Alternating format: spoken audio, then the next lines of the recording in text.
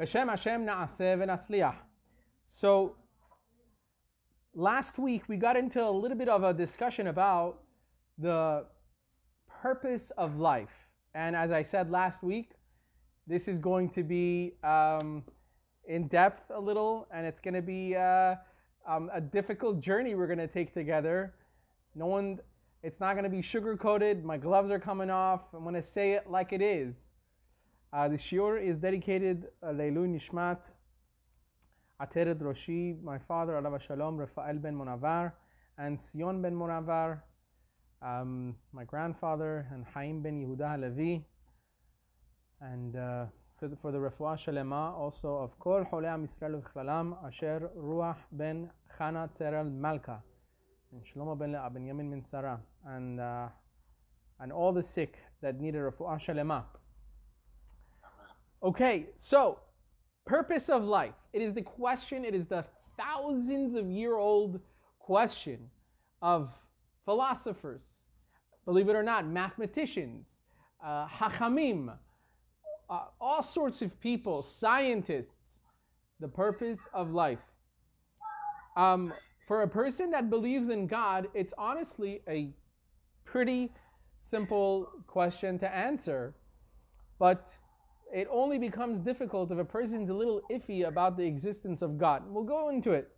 But this sefer, let me go ahead and just mute everybody first. I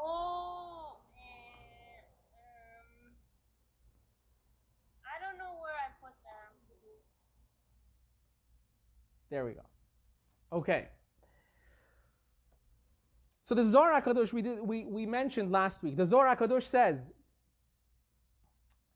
in Parashat Naso, שהאדם הולך בעולם הזה וחושב שהוא שלו לדור ודור. A person walks around in this world as if we own the place. If you live in any of the states that were recently blessed with what they like to call demonstrations, right? With the looting and the illegal activity that went on, you can understand where that comes from. A person walks around the world like they own the place, like they own the entire world. And unfortunately, today's day and age, more than ever, is becoming more and more where generation after generation, kids are being raised, kids are growing up, feeling very much like everybody owes them everything. And they don't owe anyone anything. And believe me when I tell you, because you guys know what I do, my main work is with kids and teens. And this is not kids and teens at risk.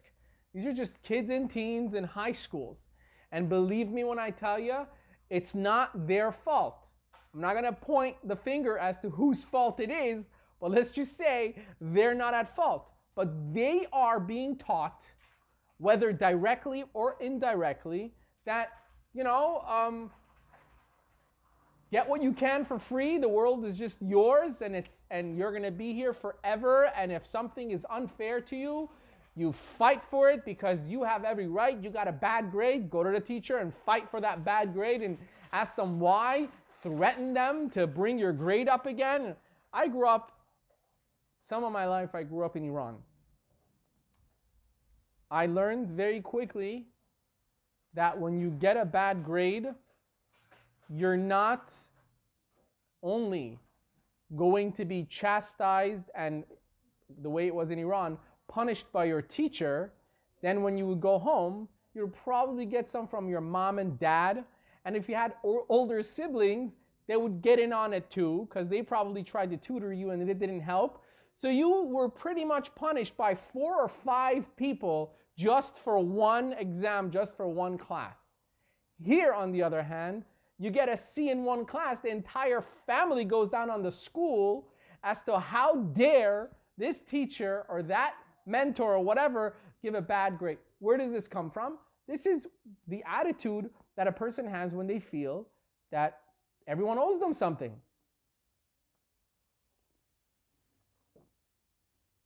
This is why I always repeat what the Chachamim say.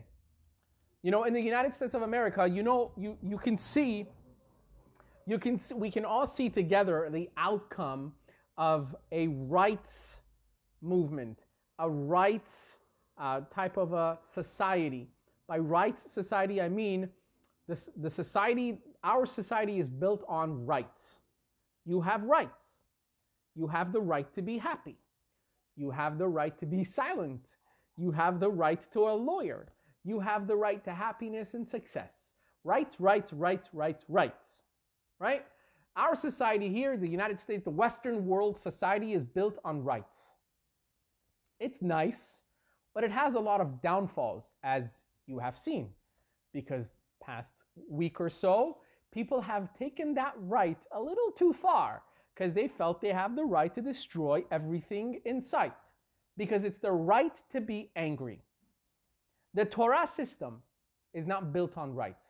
Oh, no, no, no. The Jewish Torah system is built on obligations. And the same things that are rights for us here are obligations from the Torah. You have an obligation to be happy. You have an obligation to be truthful.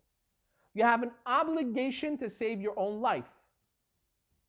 Because when it's a right, the person, like we've seen so many times in just the near past, where people choose not to live anymore and God forbid, they ask to be unplugged or they ask to be what they call medical, I forget what they call it. Anyway, because they have the right to live or they have the right to not. But according to the Torah, you have no rights to your life. You have obligations. You have an obligation to live as much as possible. You have an obligation to live happily. Now you might ask, well, there's things going on. How could I be happy? That's where our shiur comes in. We have to have full emunah at all costs that HaKadosh Baruch Hu is running everything. And He knows what He's doing. Sometimes things might get a little tough. But I have an obligation to be happy through all of it because that's my obligation. Now, what's the difference between obligations and rights? When you have obligations, you tend to be more responsible about everything. You feel responsible because you have an obligation. If you have rights, you are constantly taking. Think about it. If you constantly say, I have the right, I have the right, I have the right, what are you saying? I deserve, I want, I need, I deserve, you need to give me. Obligation is the exact other way.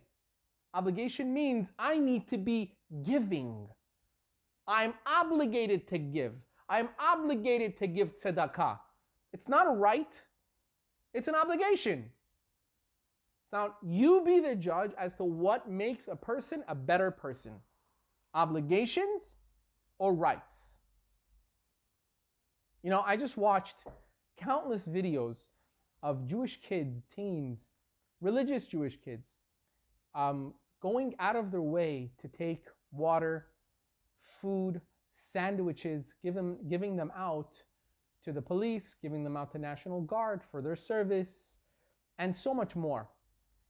Does it come because they feel they have rights? No.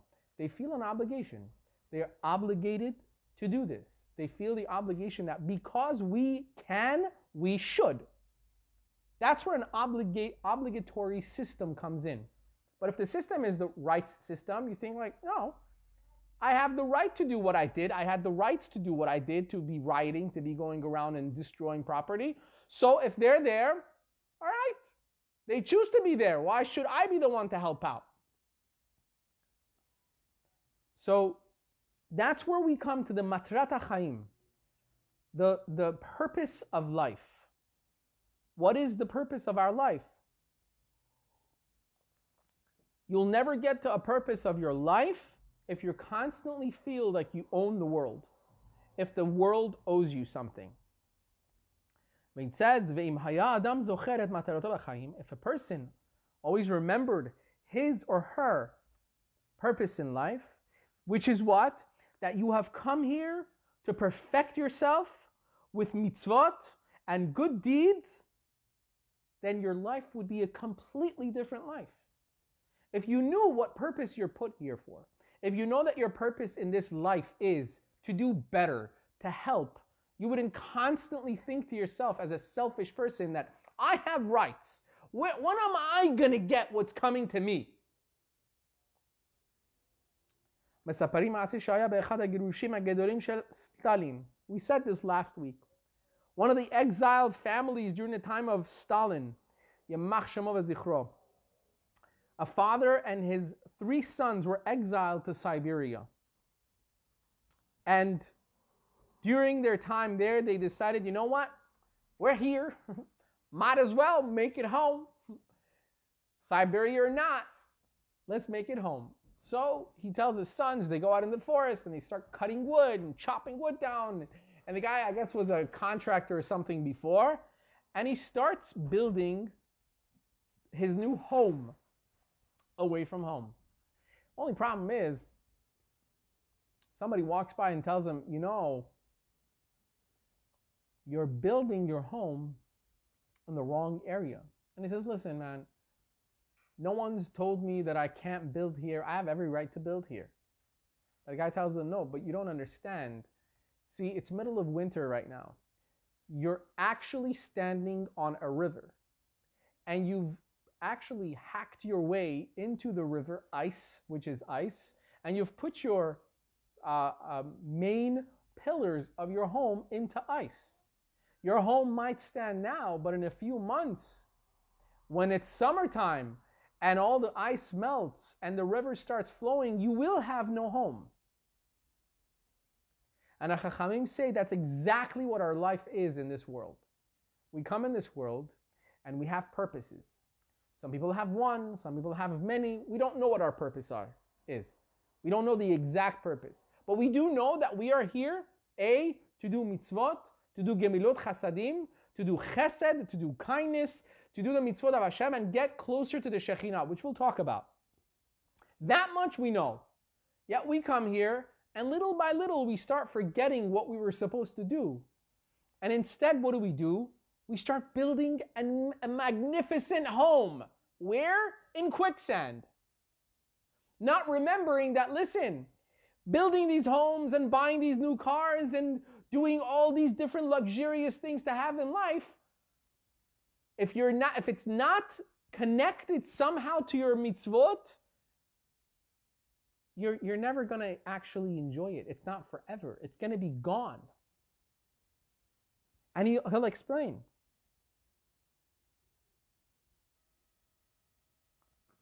A person goes in life, metachnen uvone, he builds, he buys and he sells, and more investments go, and he starts building his empire in this life.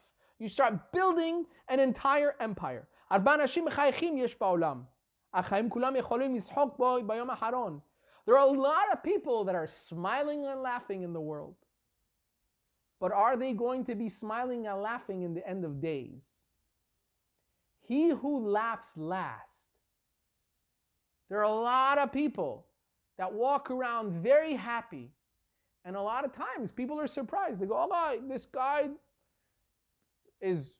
I've seen him, he does this, he does that wrong, he does this wrong, he cheats people. Look at his life. He lives in his home 5 stories high and 3 pools and he's happy. You might be right. You might be right.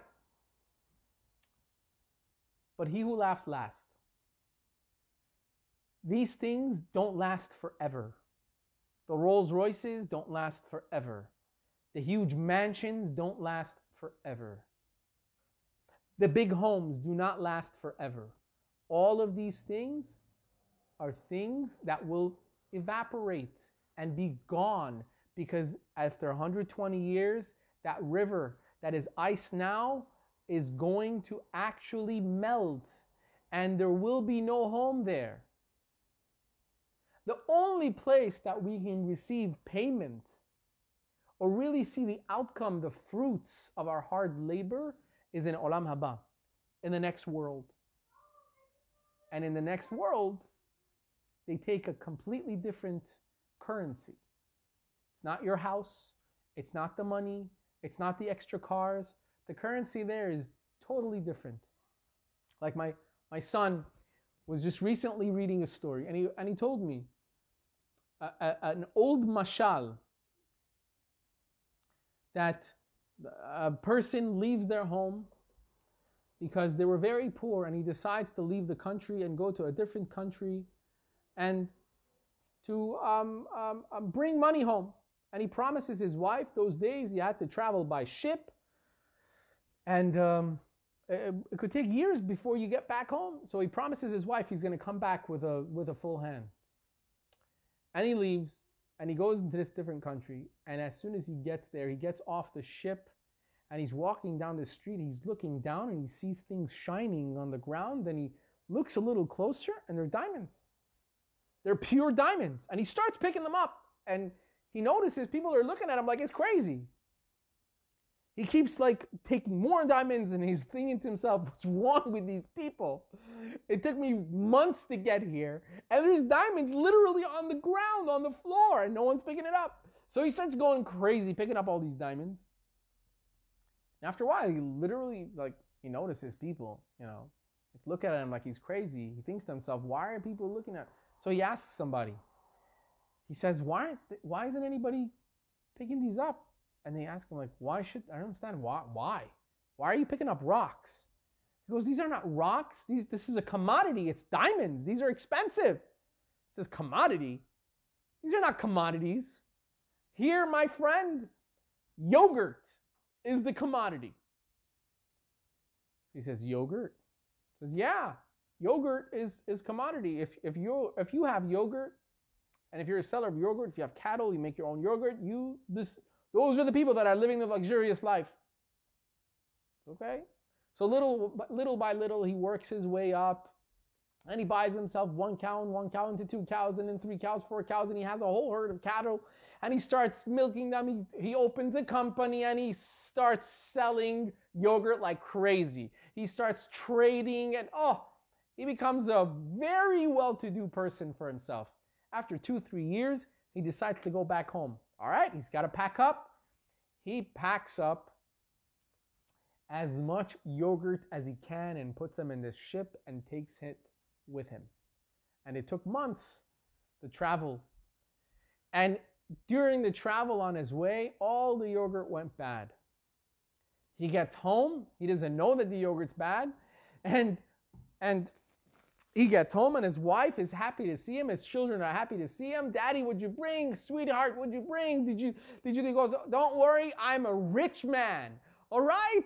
Give us some money. We've been starving. You don't understand how hard we've been working. The kids had to be on the streets collecting. So he says, okay, let them unload all the yogurt. The wife goes, yogurt? And as soon as the wife says yogurt, the guy remembers, oh my gosh, I can't do anything with yogurt here, this much yogurt here. And he looks in the yogurt, and it's already ruined. Not only that the yogurt wasn't that expensive where he was, now he didn't even have yogurt. It was ruined. It was completely spoiled. And that night, his wife would not let him go to sleep. She was crying and screaming. Until finally, when she was unpacking his stuff, she found his jacket where the same jacket he was wearing when he finally got to his destination. She puts her hand in the pocket, and she finds one of those diamonds that he found on the street. Takes that one diamond and sells it for millions. And they were able to live off of that. I think this is the Magid Midubna that brings this mashal, if I'm not mistaken. And he says, this is our life. We come in this world, and we know exactly what we're looking for diamonds. Those diamonds are Torah and mitzvot and gimilot chasadim, the righteous way of the tzaddikim, the righteous way of the Torah.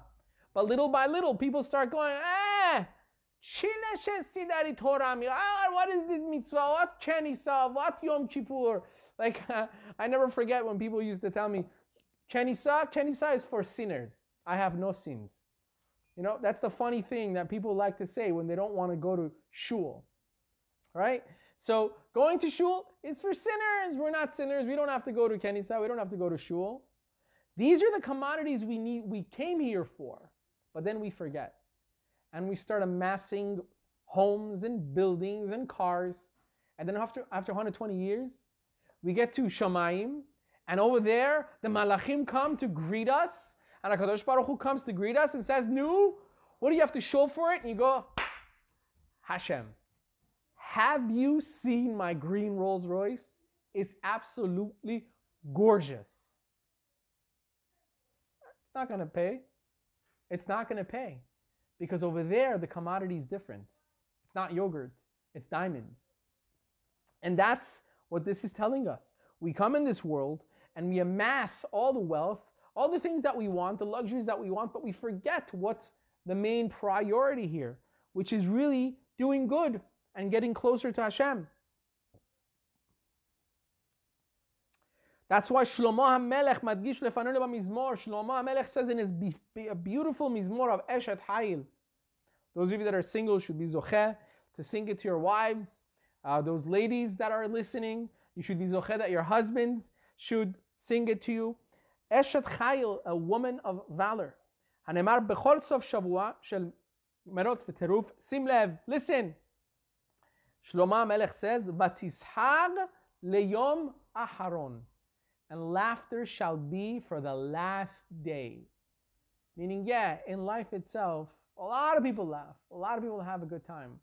A lot of people waste their time on things that do not matter. But he who laughs last, that's what really matters. In Gemara Eruvin, it's brought down that the world is like an ulam, is like a hall. It's like a simcha hall. And over there, they're giving out food and they're giving out drinks.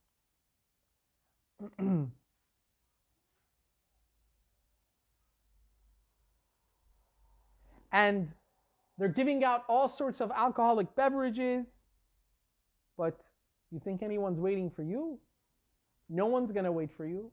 You come late, you came late. You'll miss the first course. You come later than that, you'll miss the second course. It's all up to a person themselves to grab what they can in this world.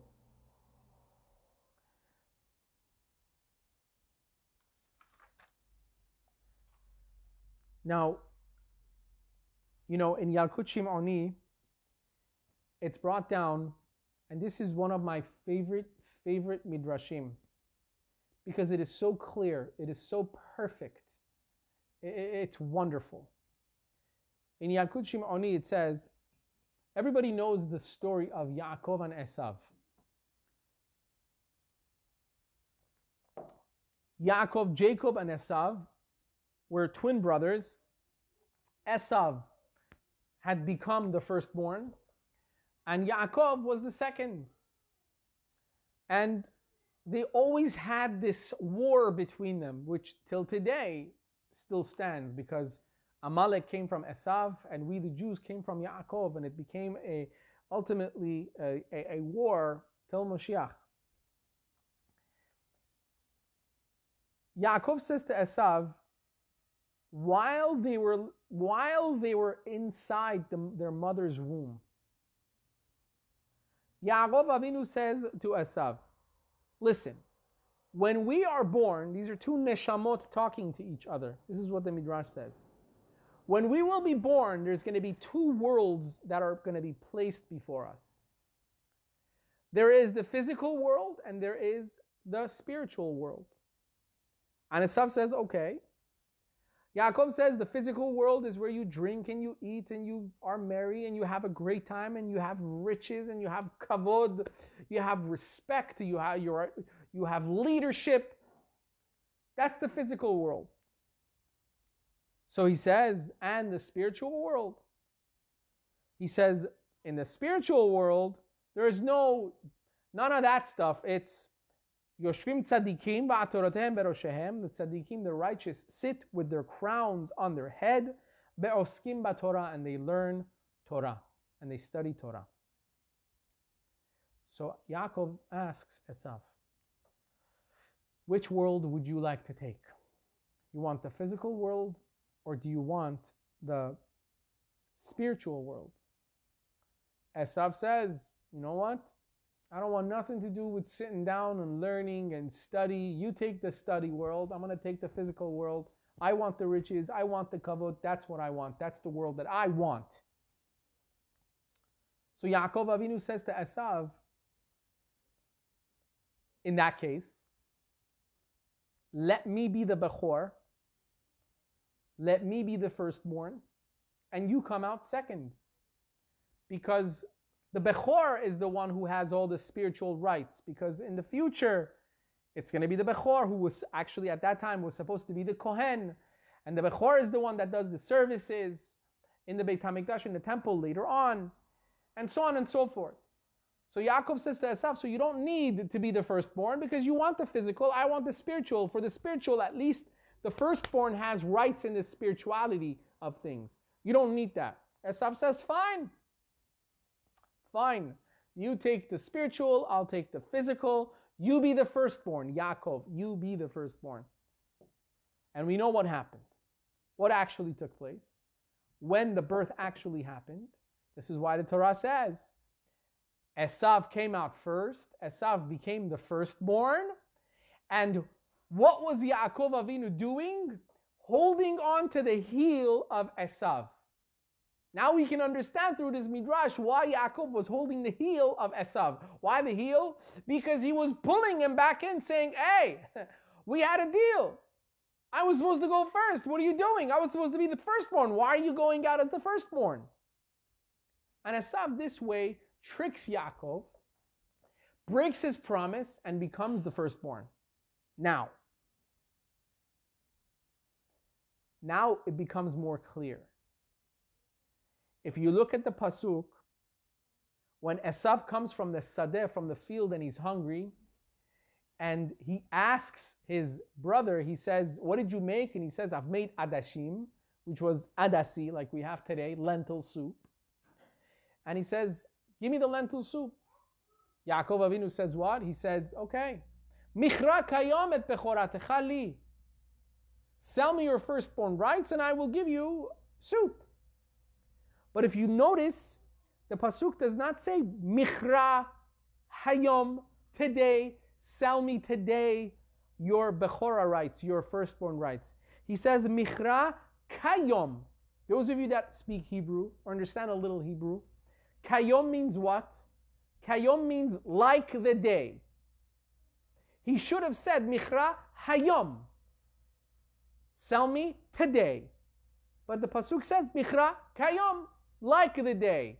So the Midrash says, what's Yaakov Avinu saying? What is he referring to? What day? He's talking about the deal they made years ago in their mother's womb. Give me my Bechorah rights like that day when the deal was made. I was truly supposed to be the firstborn. You stole that from me. And here, that's why Esav says, I got what I wanted anyway. What do I need with your Bechorah rights? Take it. Now, again, Esav tries to steal the Bechorah rights again. Yitzchak Avinu says he wants to bless his firstborn son. Who is he supposed to bless? Yaakov. Because Yaakov had bought the rights for the firstborn. And this Esav wanted to take it. So it wasn't trickery by Yaakov to get the Bechorah blessings. In fact, it was his right. It was rightfully his. And he does. And then we know the story that Yaakov Avinu had to run away from Esav, and he was away from his family for 22 years, and it was... Now, years later, Yaakov is on his way back home. And what did they tell Yaakov Avinu? They tell him, your brother is coming with 400 men to kiss you. No. He was coming with 400 men to give him a piece of his mind. And as soon as Esav sees Yaakov and his people, and so many children, and so many avadim ushfahot, so many servants and maidservants, and so much cattle, and so much money, what does Esav say? What are the first words that Esav says to Yaakov as soon as he sees Yaakov? Listen to this. Esav sees Yaakov. He doesn't say, hey brother, how you been? Or he doesn't even say, I told you I will catch you. He doesn't say any of that. What does Esav say to Yaakov? He says like this. Mi lecha kol hamachane hazeh asher pagashti. what is all this camp that I've found with you? If you look at the words closely, he's saying, Mi lecha kol hamachane hazer asher pagashti. Mi lecha means, what is this to you? This whole camp that I've seen, that I see, all the cattle, everything that you have. Meaning, Esav is asking, why do you have all of this? Why is this? Why you even deserve this? What's going on? What was he really asking? Now Esav had a question for Yaakov. Hold on, brother. Didn't you say you're going to take the spiritual world? The world that tzaddikim sit with their crowns on their head and they learn Torah? But I'm seeing that, listen, you got a lot of cattle, you got a lot of people, you got a lot of servants. So what happened to that poor life of spirituality and simplicity? What happened to all of that? That's what Esav is actually asking him. And in the answers that Esav and Yaakov give each other, we can understand exactly what was happening. He says like this. The secret our Chachamim teach us.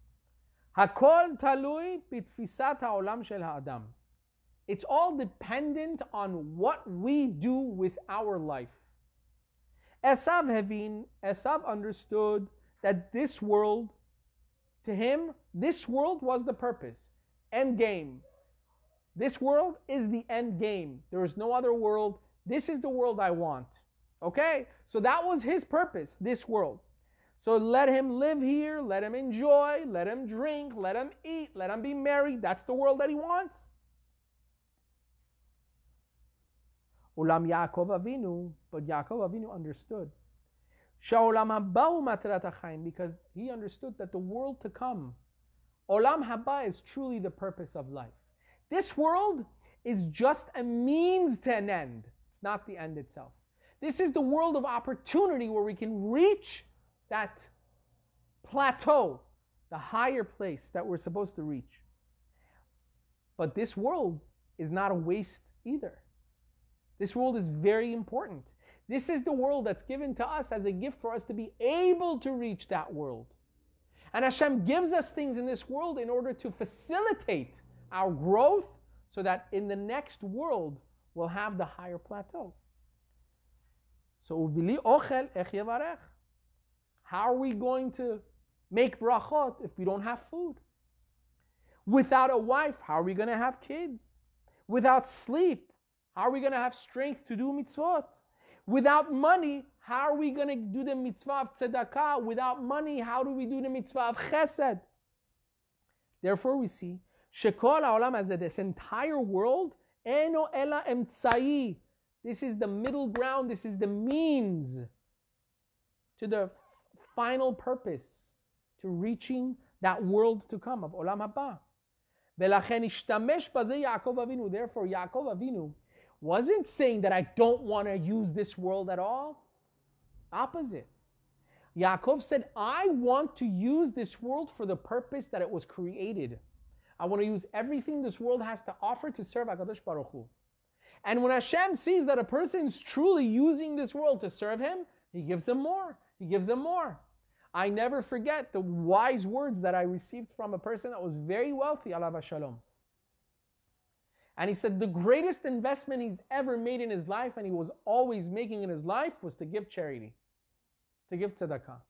Why? Because the more he gave, Hashem gave him more. He said he almost feels selfish when he gives tzedakah, because it's sometimes he feels like he's doing it because he knows he's going to gain more money because of it. He's going to have more atzlacha for it. It just depends what we do with it. Yaakov wasn't telling Esav, don't have money, don't enjoy, don't eat good food. No. Yaakov was telling Esav, no. I want the food, I want the money, I want all the pleasures of this world for me to help me to get close to Hashem. You want the pleasures of this world for the pleasure itself. That's the difference. What is our purpose? Is it to just take pleasure from this world and end it there?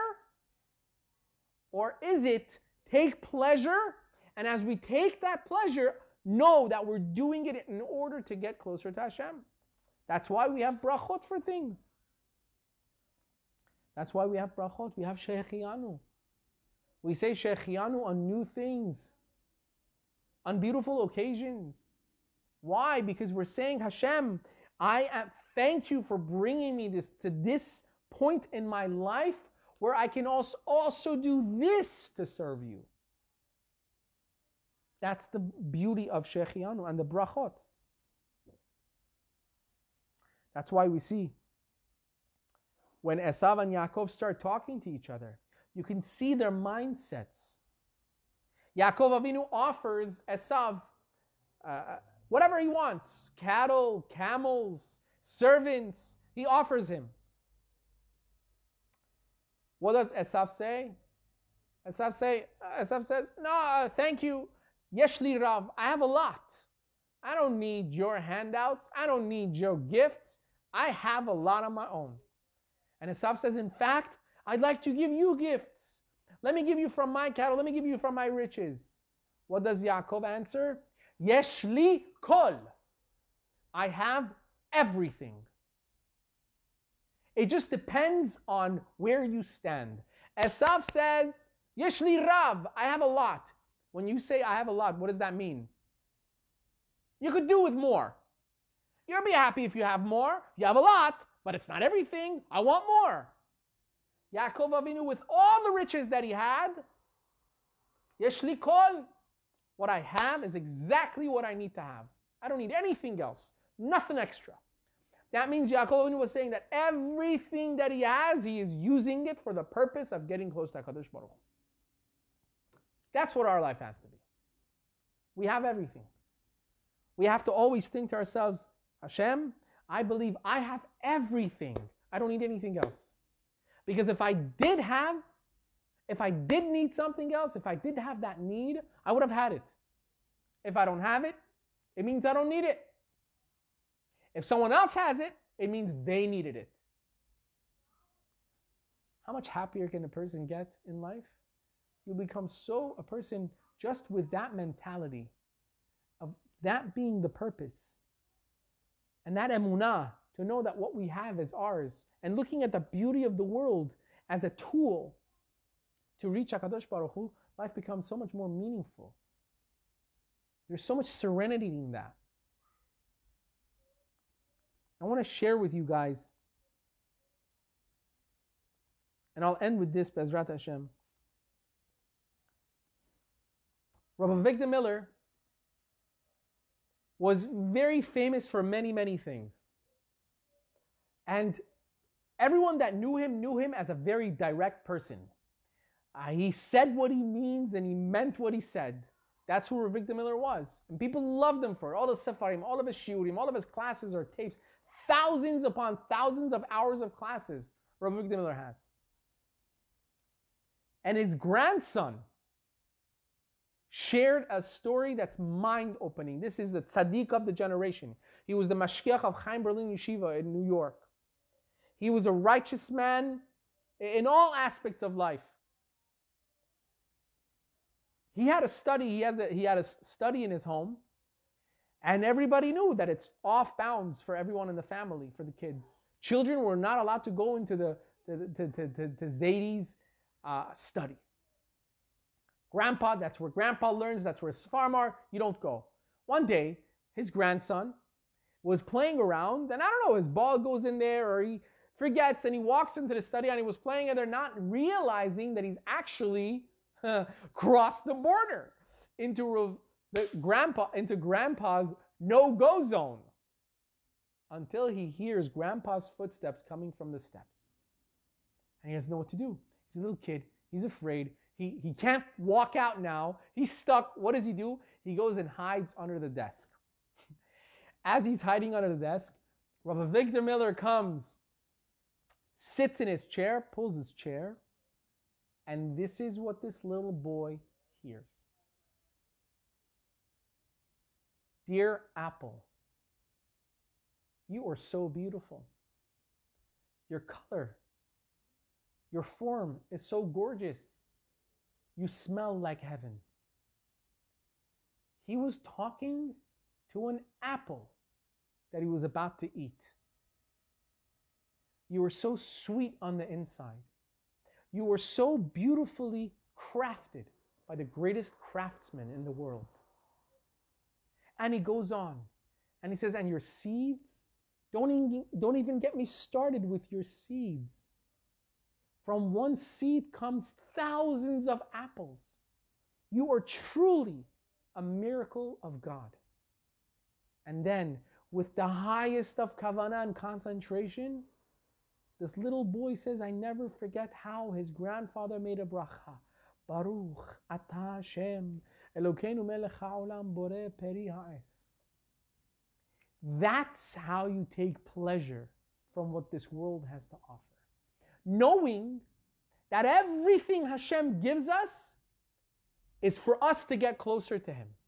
Knowing that everything that we have, Hashem says, I want you to take pleasure from it. I want you to see the beauty. Chachamim say a person that doesn't take pleasure from the things that Hashem has created, after 120, Hashem's going to ask him, look at what I created. Why didn't you enjoy it? Why didn't you enjoy the apple? Why didn't you enjoy pomegranate? It's my beauty. But how? For the right purpose. That's why we make brachot. We use everything Hashem has given us in this world to get closer to Him. That's the purpose that we're here for. We are here to get closer to Hashem. We have money, we use the money to get closer to Hashem. We use our bodies to do chesed. Everything has to be intertwined with spirituality. And when that is a part of everything that we have in life, then everything is Kodesh Kodashim. Our money is Kodesh Kodashim. Our car is Kodesh Kodashim. As long as we use it to get close to the Shekhinah. And that's what Rabbi Victor Miller was showing his grandson. An apple. When was the last time we looked at an apple and said how gorgeous the apple is? How unbelievable the smell is. These are creation of Hashem that Hashem has given us to take enjoyment from. But before we do, remember that with that enjoyment, we can get so much more closer to HaKadosh Baruch Hu. Don't waste it. Don't waste that opportunity to get that closeness to HaKadosh Baruch Hu, even with a simple, not so simple, apple. Baruch Adonai le'olam, amen ve'amen.